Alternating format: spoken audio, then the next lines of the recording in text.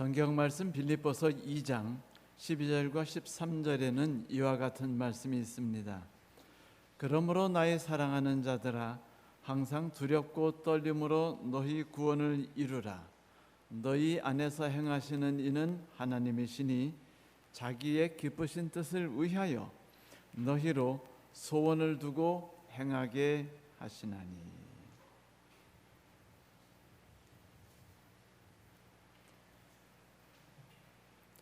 학원에 있을 때의 일입니다. 분당학원이라는 곳이었는데 어느 날 아침 지난 1년간 저희 학원에 열심히 등록금을 내주시던 한 아가씨가 영어 실력이 느는 것 같지 않다면서 환불을 신청해 왔어요.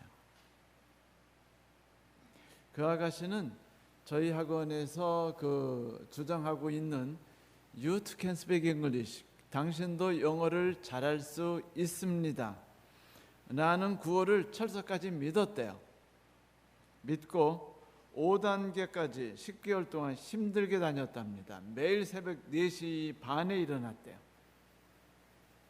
학원을 마치고 직장으로 달려가고 1년간 그렇게 새벽 6시 수업을 열심히 다니셨는데 그분이 제게 하는 말이 정말 열심히 죽도록 학원에 다녔는데 실력이 늘지 않는 것 같다면서 몇 개월 쉬고 싶다고 환불해달라고 제게 이야기했습니다. 근데 그 아가씨는 아침에 수업을 들어갔다가 집으로 돌아갈 때 혹은 수업을 들어갈 때 제 얼굴을 보면은 자주 묻곤 하는 학생이었어요. 원장님, 어떻게 하면 영어 실력이 느나요? 어떻게 하면 영어 실력이 느나요? 라는 질문은 영어를 공부하고자 하는 모든 사람들이 다 질문하는 질문이죠. 어떻게 하면 영어 실력이 느나요? 그런데 우리 그리스도인들도 역시 동일하게 그런 질문을 마음 가운데 가지고 있습니다. 우리 그리스도인들은 어떻게 하면 성공한 신앙생활을 할 수 있습니까? 라는 것이죠. 이 질문은 신앙의 기초를 이루는 가르치는 모든 책에 다 나와요. 신앙생활은 어떻게 하면 잘할 수 있을까요? 어떻게 하면 성공적인 신앙생활을 할 수 있을까요? 당신도 직장생활을 하면서 훌륭한 그리스도인이 될 수 있다. 심지어 이런 제목의 책까지도 있습니다. 신앙생활 전공 필수 과목이죠. 신앙생활 어떻게 하면 잘할 수 있을까?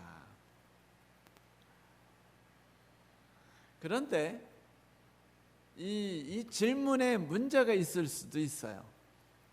우리나라에서 영어 시험을 보면은요, 그 시험이 어떻게 결과치로 나오는지 아십니까? 점수로 나와요. 100점, 99점, 98점, 토익 같으면 980점, 975점.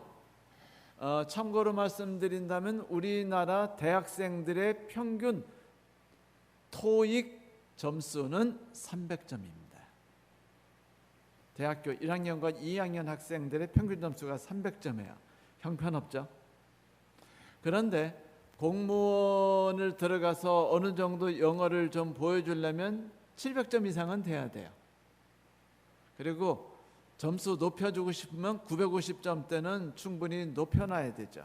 그런데 어떤 경우든 상관없이 모든 점수의 평가는 점수로 나옵니다. 950점이냐? 980점이냐? 360점이냐? 그러면 많은 사람들이 관심을 가지고 있는 건 이거예요. 나는 어떻게 하면 980점을 맞을 수 있을까?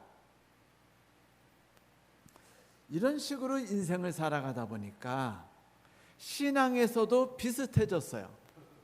그래가지고 그래, 내 신앙은 어떻게 하면 980점을 갈 수 있지? 아니, 흠도 점도 없이 온전한 품성만을 가지고 갈 수 있다니까 그러면 1000점을 딱 맞춰야 되나? 뭐 이런 고민을 우리가 하게 되는 거죠. 그런데 이런 기준의 신앙의 그 문제에서는요, 여기에는 신앙에 대한 관점에는 큰 문제가 있어요. 그 문제는 뭐냐면 영어는 문법 풀듯이 그 정확성을 가지고 풀어내는 그 실력으로 영어 실력을 인정하지 않는다는 것이에요. 서양에서는 영어 실력을 평가할 때 여러 가지 항목 속에서 평가합니다. 첫 번째는 accuracy.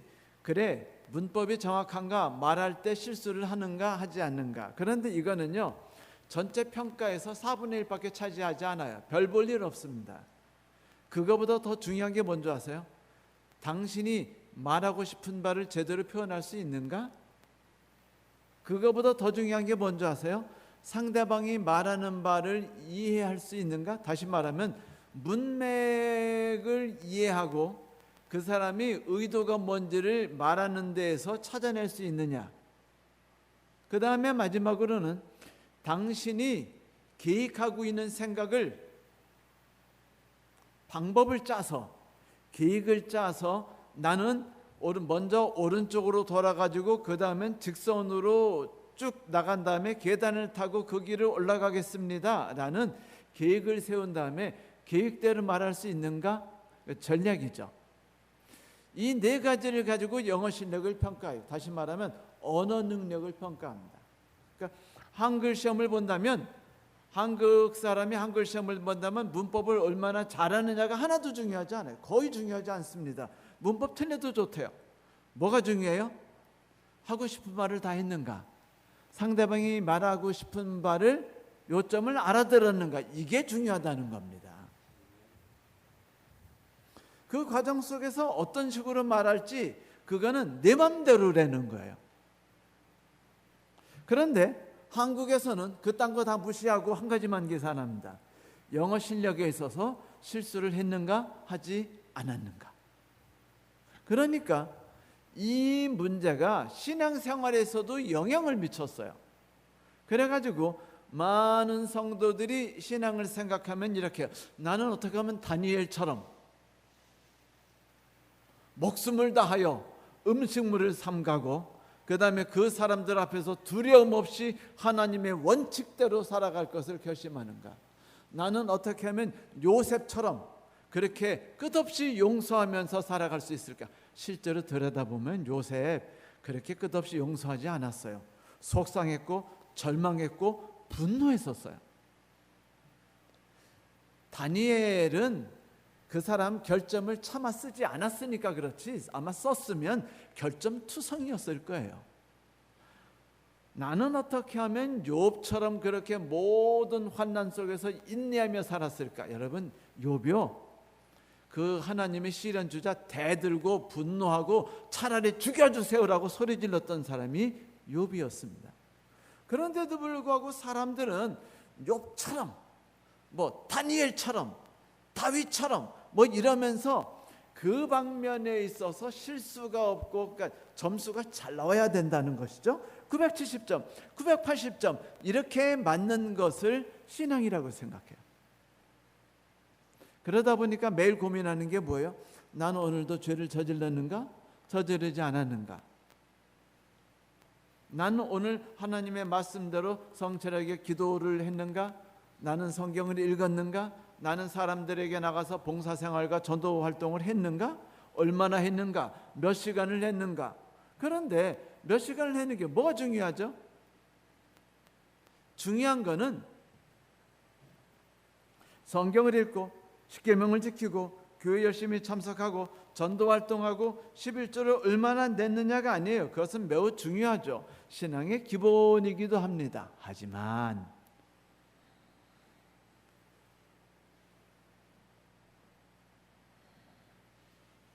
그런 식으로 신앙생활 하다 보면은 갑자기 우리 마음속에 궁금증이 자꾸 들지는 않나요? 그래, 10년이 지난 내 신앙생활은 왜 아직도 욥만 하지 못할까? 그래, 욥의 반은 쫓아왔을까? 그럼 얼마나 더 달려가야 되지? 나하고 다니엘하고 비교했을 때 지금 다니엘은 나보다 얼만큼 더 앞섰을까? 내가 얼만큼 더 가야 다니엘만큼 따라가지? 하나님, 오늘도 내가 다니엘처럼 죄악과 맞서 싸워 이기게 하시오. 기도하시지 않을 수 없는 거예요. 그런데도 마음은 허전하고, 그 다음에 뭔가 나 자신에 대한 자존감도 생기지 않고, 마음은 항상 불안하고, 그 다음에 나의 신앙의 끝자락의 모습이 어떤 것인지에 대한 어떤 개념이 존재하지 않아요. 왜냐하면 우리의 신앙의 목표는 하나밖에 없기 때문입니다. 100점에 다다르고 있는가?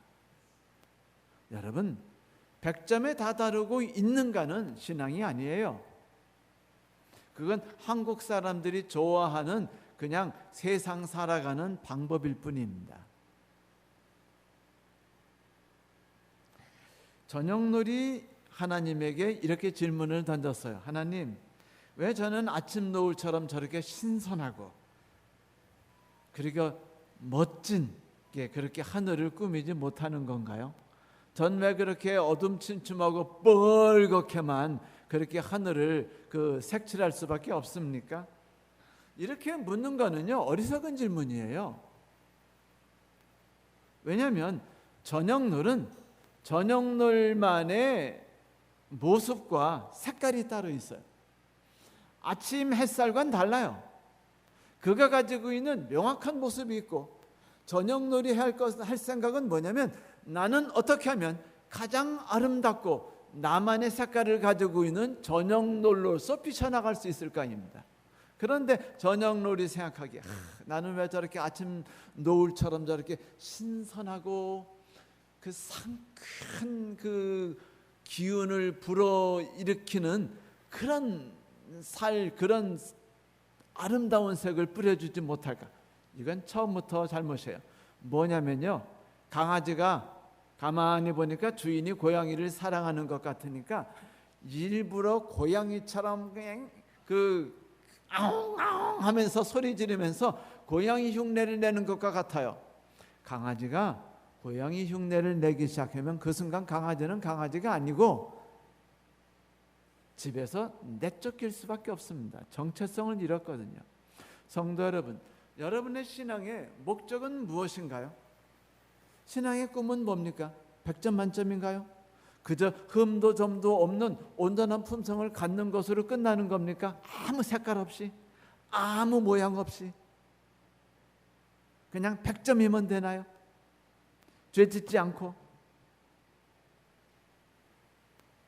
안타깝게도 하나님께서는 우리에게 그 정도로서 우리가 삶을 살도록 하지 않으셨습니다.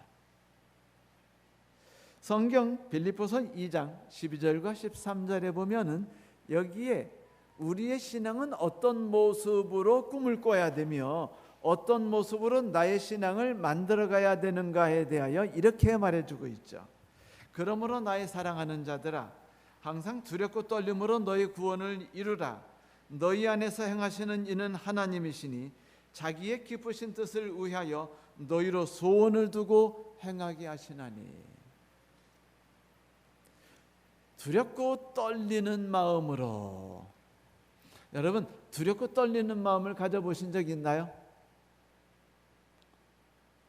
결혼 전날 밤 혹시 두렵고 떨리셨습니까? 최근에 혹시 막 긴장이 되고 두렵고 막 기대가 되면서 열정이 막 생겨나는 그런 경험 해보셨습니까? 그런 멋진 일을 한번 해보셨던가요?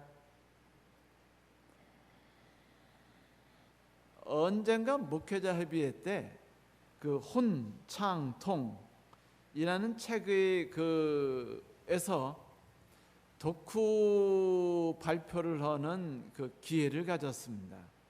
영어로는 So Creativity Communication이라는 그런 책이었는데, 저는 그 중에 창의성에 관한 부분에 대해서 발표를 하도록 부탁을 받았어요.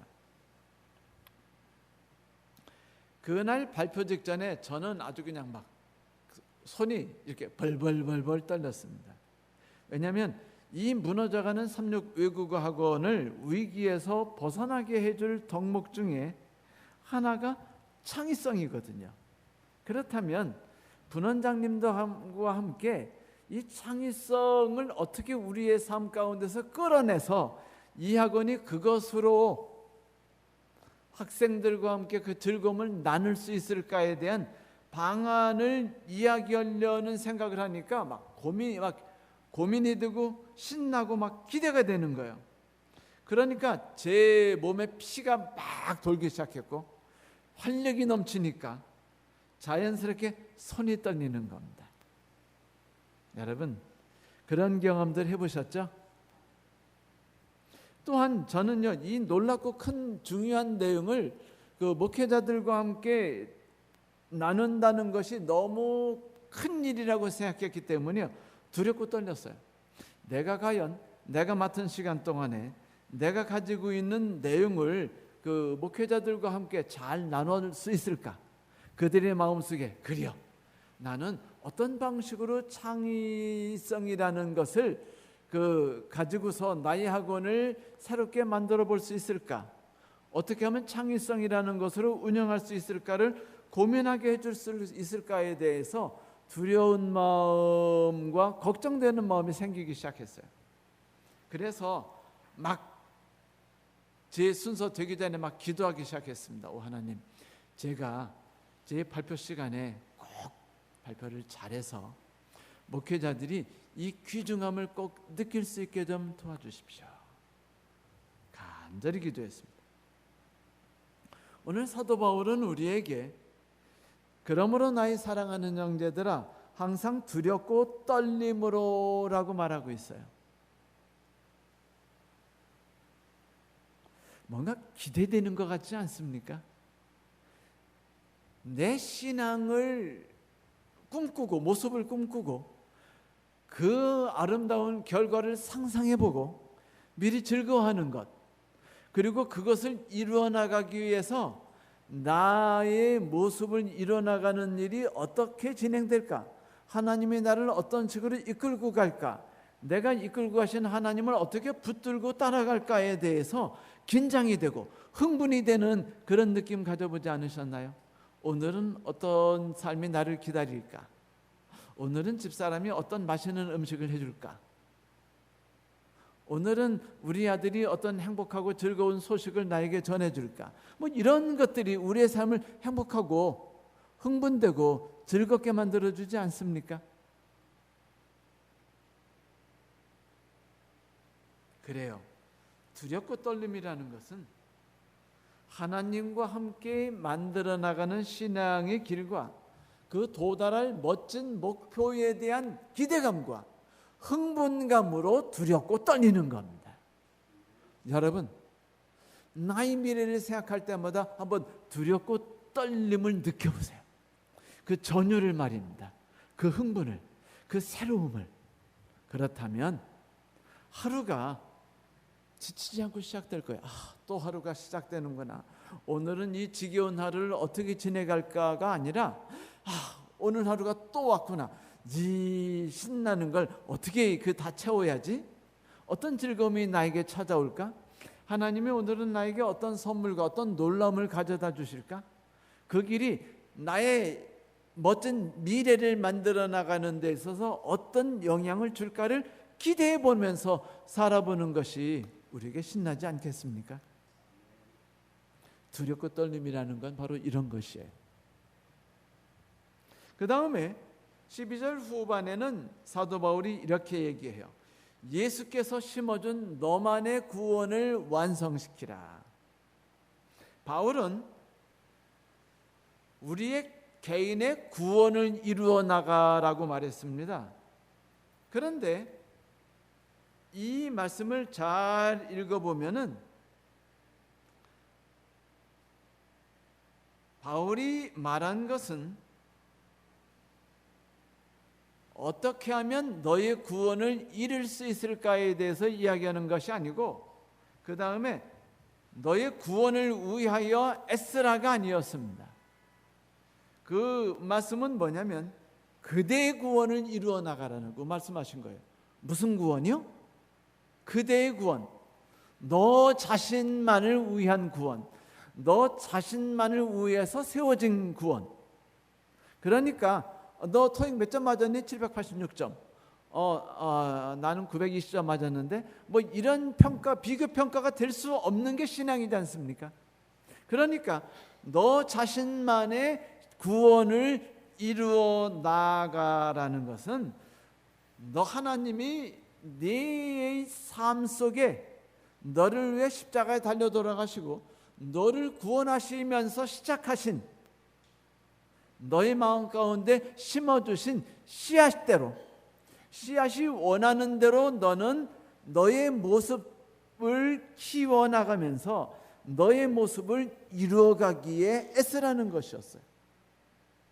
구원을 위해 애쓰는 것이 아니라 너 하나님께서 이미 너에게 심어주신 너만의 모습의 구원을 위하여 일해라.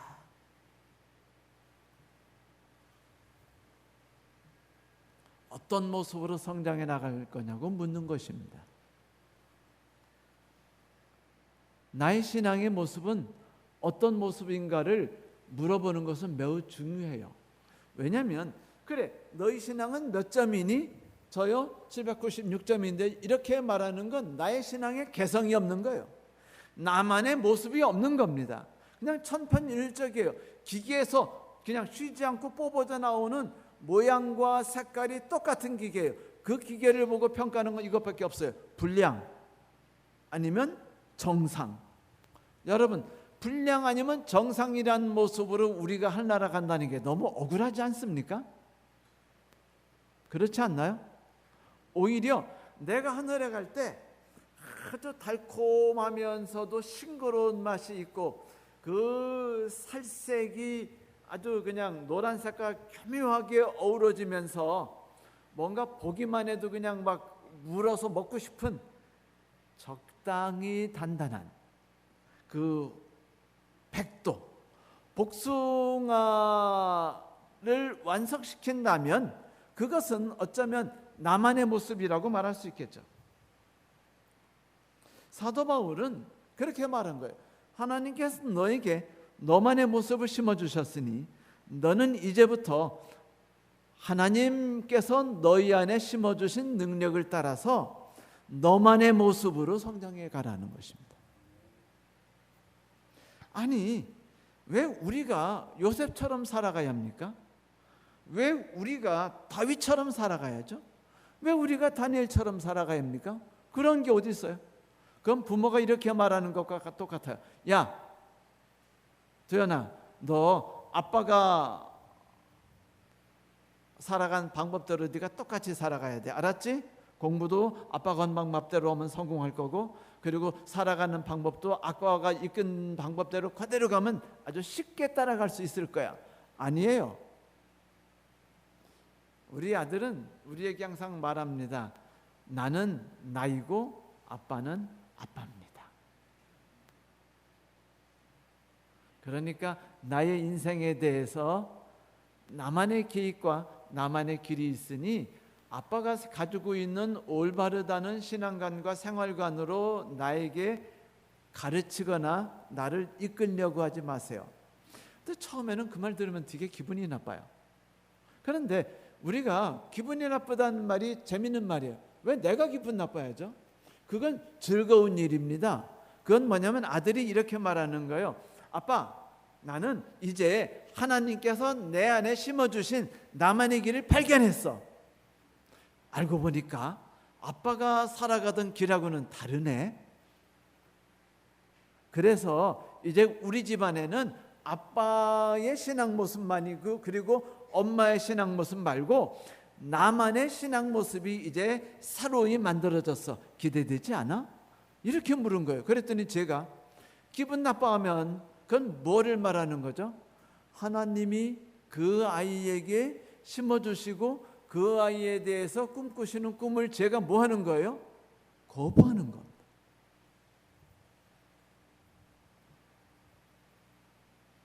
하나님께서 당신의 이름을 뭐라고 말씀하셨는지 기억나시죠? 아브라함의 하나님, 이삭의 하나님, 야곱의 하나님. 왜 세 분의 하나님이라고 말씀하셨냐면, 나는 아브라함은 아브라함으로서 키웠고, 이삭은 이삭으로 키웠고, 야곱은 야곱으로 키웠어 라는 말이에요. 너는 누구니? 태균이니? 그렇다면 나는 너를 태균으로 키워주마 라는 말이었습니다. 나는 너희들을 온전히 각기 다른 모습이지만 각기 믿음의 훌륭한 조상으로 키웠어. 이제 나는 너와 함께하고 내 안에 거하여 네 마음속에 꿈을 심어주고 네 마음 가운데서 살아가는 길을 꿈꾸고 그려주며 나와 함께 그 길을 가려고 생각하고 있다. 나와 함께 길을 가련? 이 말을 하나님이 짧고 단순하게 표처럼 말씀하신 것이 나는 아브라함의 하나님, 이삭의 하나님, 야곱의 하나님이라고 말씀하신 것이었습니다. 감사한 일 아닌가요? 내가 구원받고 나서 나는 신태균이라는 이름을 받게 된 거예요. 이 세상은요, 간단합니다. 강한 자와 약한 자로 구성되어 있어요. 가진 자와 가지지 않은 자로 구성되어 있습니다. 이분법처럼. 그러나 그리스도 안에서 이루어지는 천국에서의 삶은 모두가 이름을 가지고 있고 자기만의 모습을 가지고 있어요.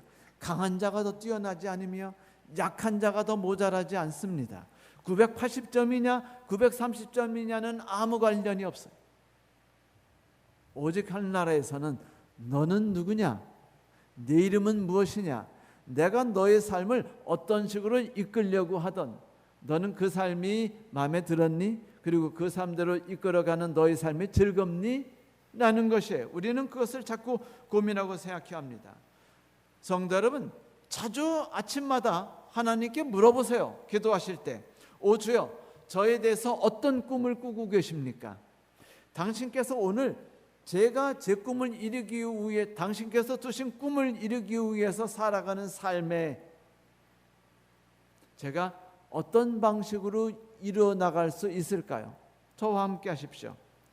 꿈속에 있는 저는 얼마나 매력적인 존재입니까? 저도 그것을 보게 해주세요 라고 매일 기도하는 겁니다. 매일같이. 여러분, 꿈을 꾸지 않는 자는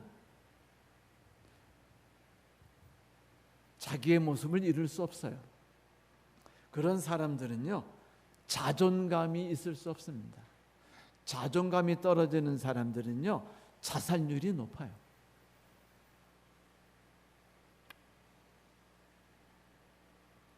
너 자신의 구원을 이루라. 이루란 말은 주께서 우리를 위해 시작하신 일을 우리가 주님과 함께 완성시켜 나가자라고 말씀하신 것이에요. 다시 말씀드립니다. 이때 사도 바울은 우리에게 너 자신의 yourself, 너 자신의 인생, 너 자신의 신앙의 길, 너 자신의 구원의 길이라고 말했다는 사실을 잊지 마십시오. 항상 기억하십시오. 나 자신만의 구원의 길은 어떤 모습일까?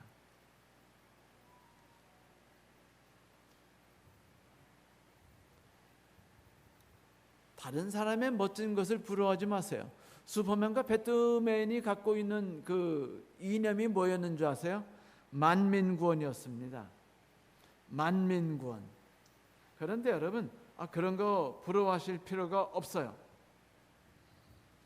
우리에게 받은 지고주순한 사명은 단 하나예요. 너만의 구원을 이루라.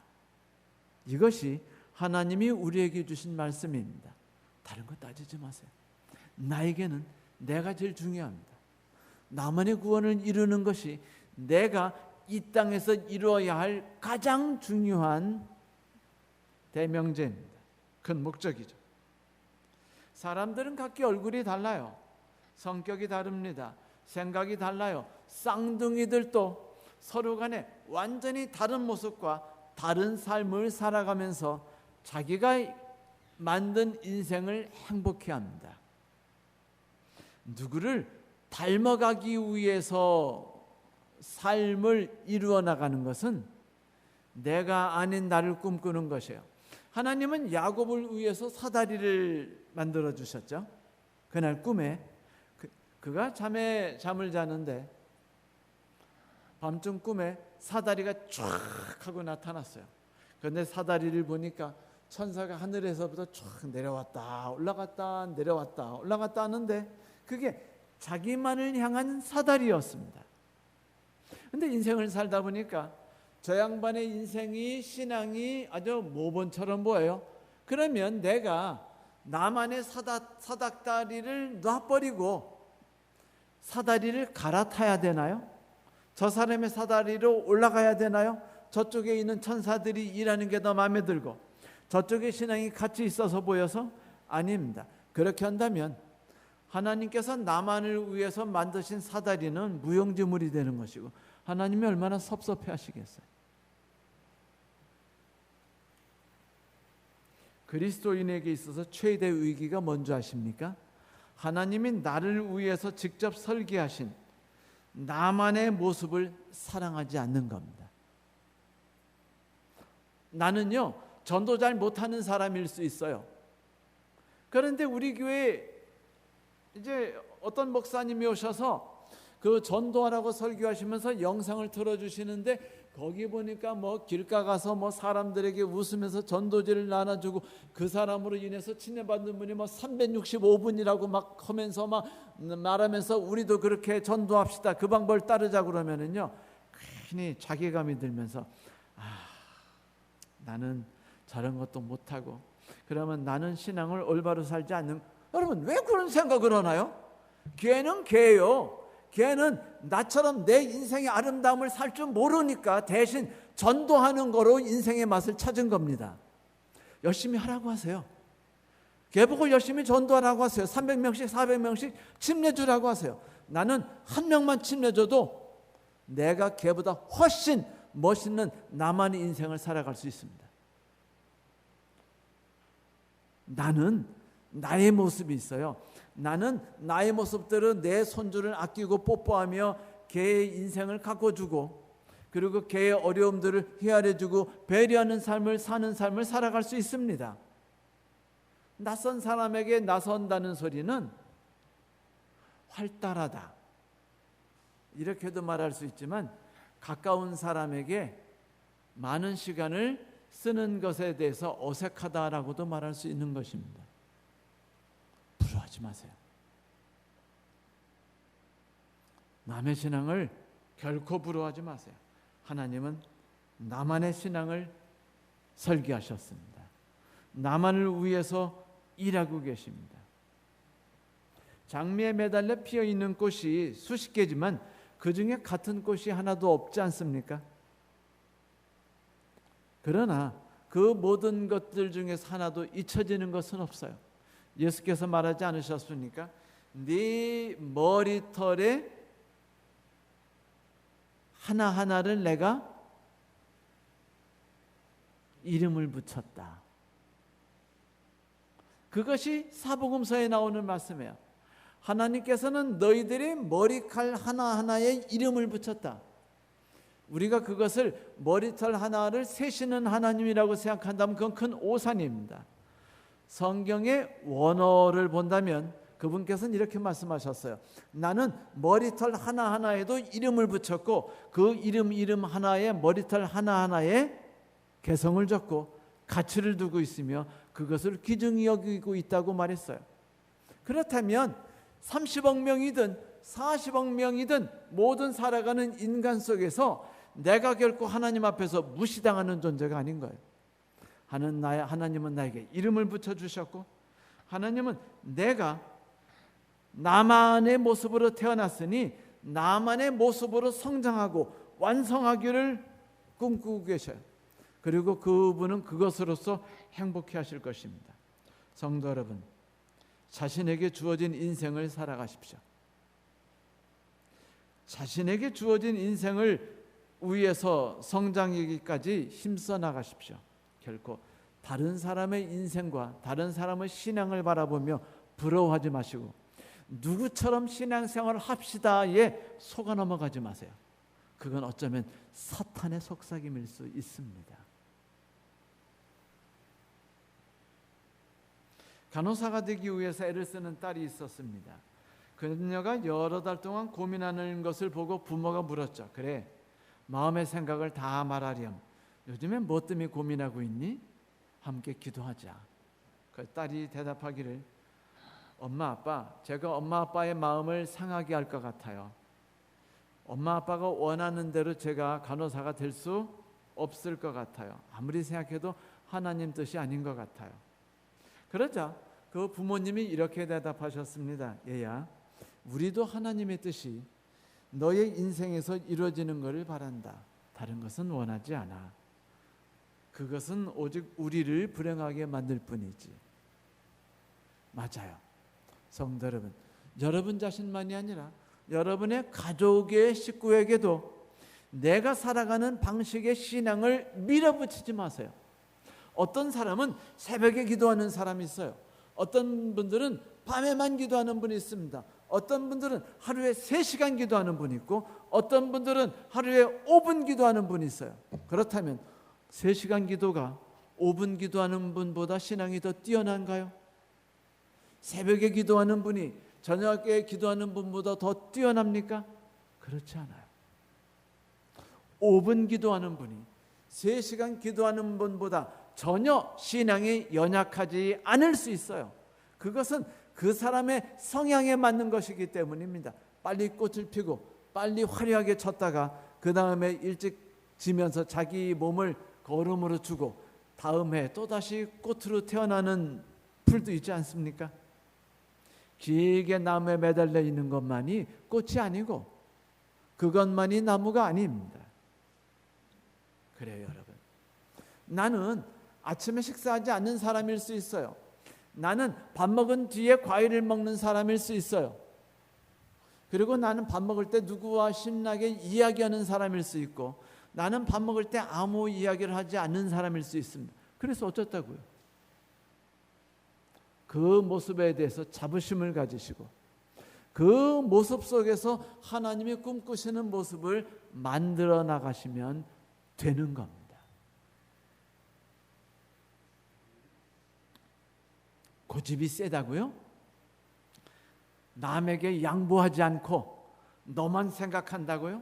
성도 여러분, 만약 그 베토벤이 고집이 세지 않았다면, 남에게 양보만 했다면은요, 베토벤은 1800년대 초 그 위대하고 아름다운 그 피아노 협주곡 황제를 작곡하지 못했을 것입니다.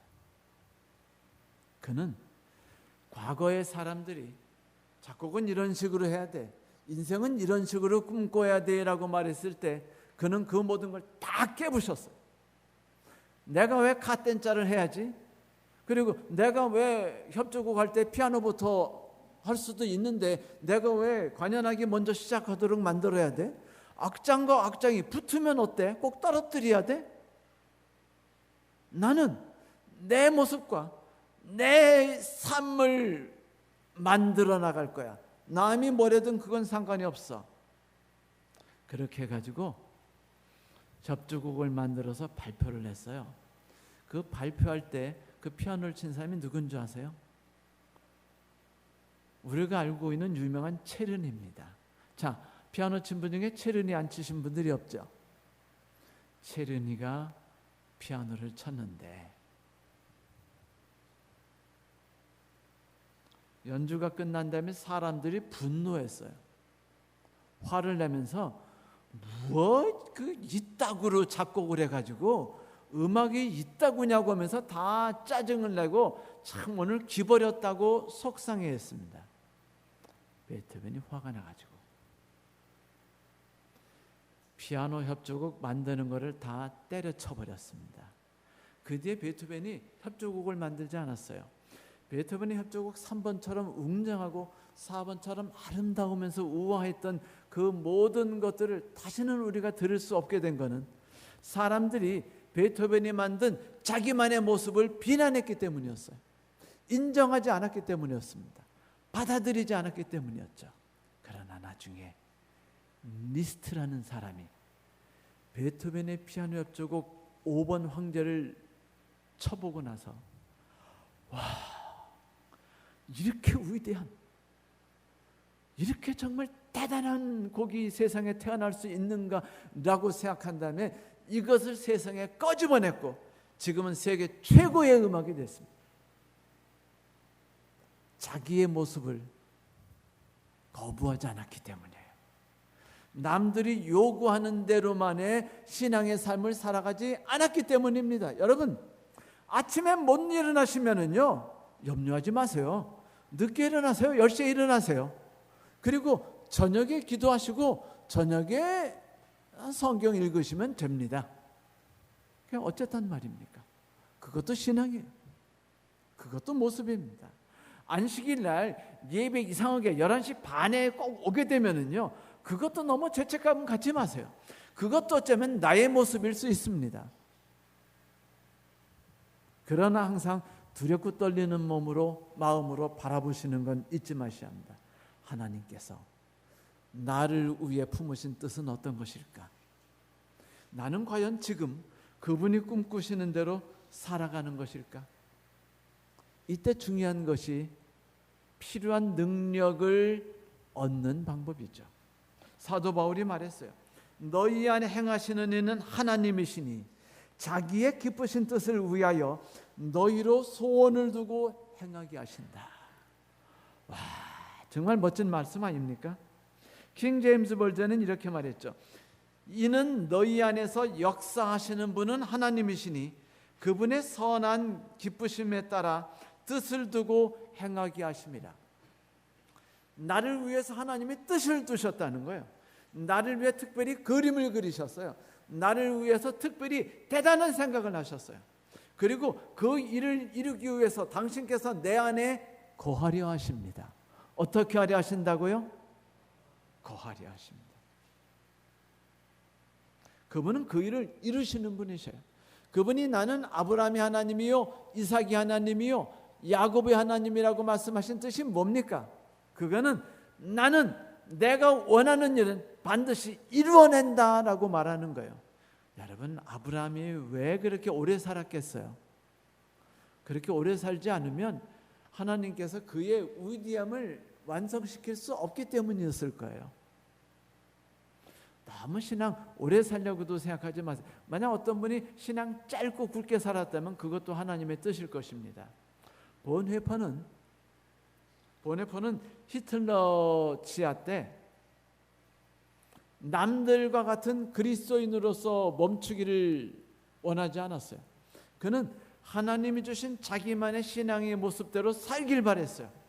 그래서 그는 과감히 신앙인으로서 맞섰습니다. 히틀러하고 감옥에 갇혔고 처형당했습니다. 그런데 그가 처형당하기 전에 자기가 사랑하는 애인에게 그가 시를 썼는데 그 시가 나중에 노래로 만들어졌죠. 그것이 선한 능력으로라는 것이었습니다. 선한 능력으로 하나님께서 내 안에 선한 뜻을 두시고서 그분의 gentle power, 선하신 능력으로 나만의 모습을 이끌어 나가신다라면서 행복하게 노래 부르고 만족해했어요. 감옥에서 처형을 며칠 앞두고 그는 하나님께서 나의 삶을 완벽하게 이루셨다라고 생각했습니다. 그는 감사했어요. 그는 만족했습니다. 내 신앙이 남의 모습대로가 아니라 하나님께서 꿈꾸시는 나의 신앙은 지금의 나이로도 충분히 완성될 수 있다고 그는 믿었어요. 그는 감사했습니다. 그의 글은 감사로 가득했고 찬양으로 가득했어요. 한번 집에 가신다면 보네포의 그 선한 능력으로 꼭 한번 들어보시길 바랍니다. 그렇게 아름다운 노래가 없어요. 그래요. 아브라함은 자기의 색깔을 가진 자로 살았고 이삭도 자기의 색깔을 가졌지만 성도 여러분, 이들의 공통성이 뭔지 아십니까? 하나님이에요. 그들의 공통성은 하나님이었습니다. 그들과 함께 하시는 하나님, 그들을 이끄시는 하나님이었어요. 그들은 성공은 각기 달랐어요. 그들의 모습은 각기 달랐습니다. 그들의 신앙의 연수도 각기 달랐어요.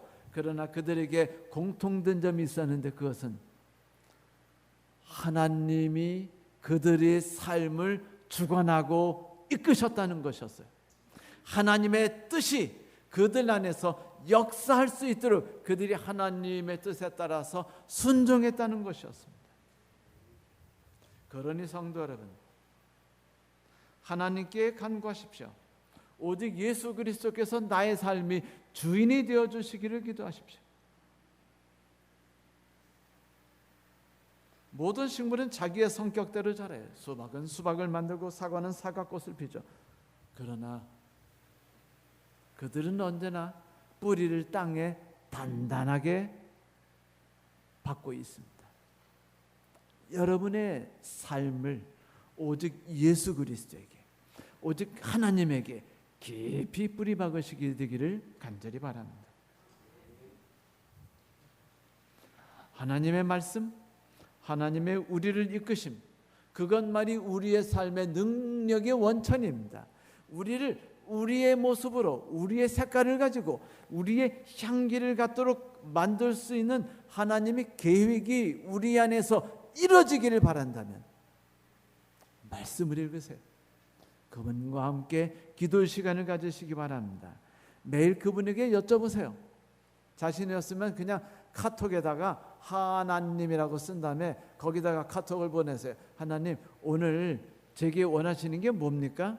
제가 하나님이 저를 통해서 오늘 어떤 모습으로 제가 자라기 원하시죠? 그런 성격의 삶은 어떤 것인가요? 제가 과연 주님의 뜻대로 잘 살아가고 있습니까? 라고 물어보시는 삶을 살아보는 것도 좋아요. 그러나 잊지 마십시오. 하나님에게 뿌리를 박는다는 것은 세상을 의지하지 않는다는 것입니다. 아브라함과 이삭과 야곱의 공통성은요, 이 땅에서 나그네 생활을 했다는 것이에요. 오직 하나님 외에는 능력이 없다는 걸 신뢰했다는 것입니다. 이 세상에서 그들이 의지할 어떤 것도 없으며 이 세상이 그들의 모습을 갖고 나가는데 도움이 되지 않는다는 걸 그들이 믿었다는 것이죠.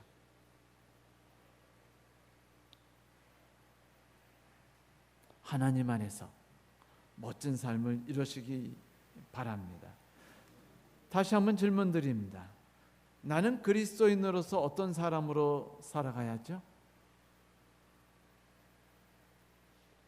그런 질문을 받게 되면 내 안에 두신 하나님의 소원을 따라 살아가는 것이라고 대답하시기 바랍니다. 그러면 내일 아침 일어날 때는 우리는 두렵고 떨리는 마음을 가지고 하루를 살아가게 될 거예요. 기대하는 마음으로, 흥분된 마음으로, 그리고 내게 주어진 24시간이라는 엄청난 위대한 하나님의 역사를 동참하는 그 긴장된 마음으로 하나님께서 저와 여러분에게 함께 하시길 바랍니다. 말씀 마치겠습니다.